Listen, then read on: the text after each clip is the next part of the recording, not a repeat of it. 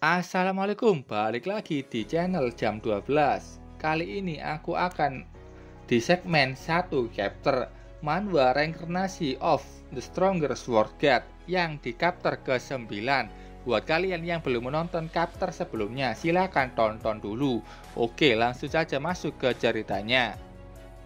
Xi Feng menerima ujian tingkat hell yang dia dapatkan dari penyihir tua di City in the Sky.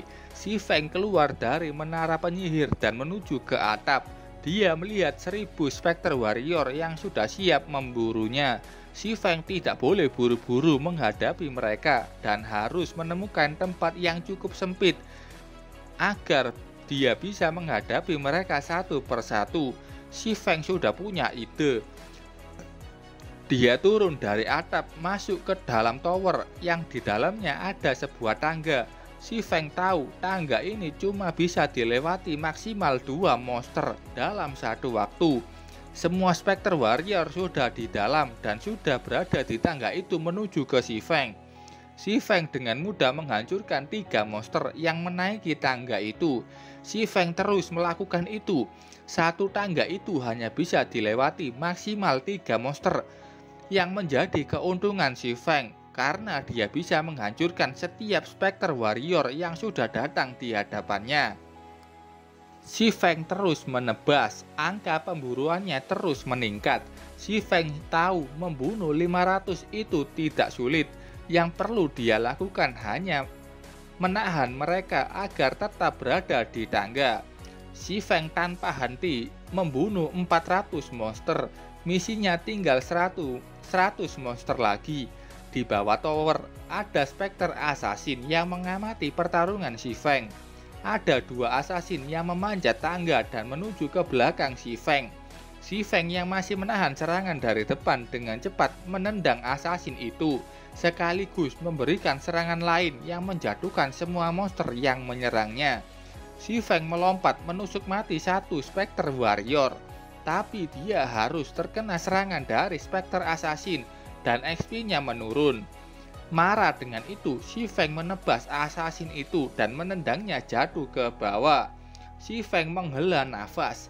Asalkan dia bisa menahan mereka di tangga ini, maka misinya akan berhasil. Dan syukurlah monster ini sangatlah rapuh.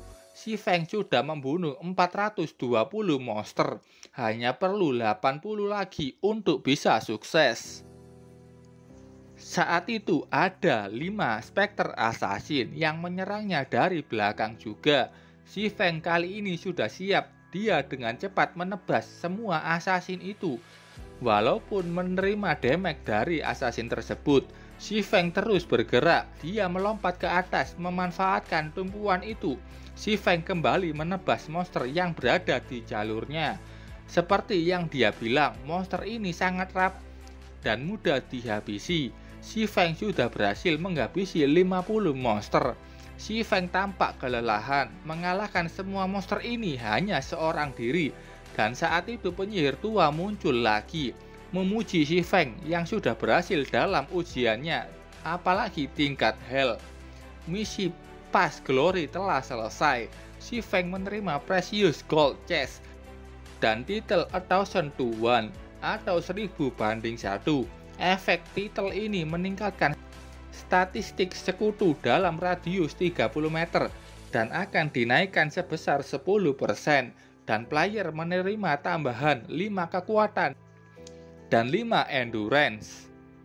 Setelah memberikan hadiah ke Xi Feng, penyihir tua itu bilang, "Kau bisa pergi sekarang," dan menghilang begitu saja.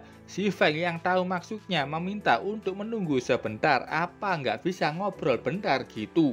Xi Feng ditransfer menuju ke kota Red Leaf, dan dari langit muncul lubang yang dimana Xi Feng terjatuh dan mendarat dengan keras di tanah, membuat player yang berada di situ kaget karena adanya player yang jatuh dari langit. Xi Feng tidak tahu kalau akan dikirim langsung menuju ke kota. Jadi dia berlari menuju ke tempat yang sepi agar Precious Gold Chest-nya tidak dicuri. Xi Feng sudah menemukan tempat yang tidak ada player di sekitarnya.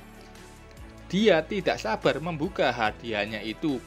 Petty Silver saja sudah bisa mendapatkan item seperti Potion Receipt dan Forging Receipt.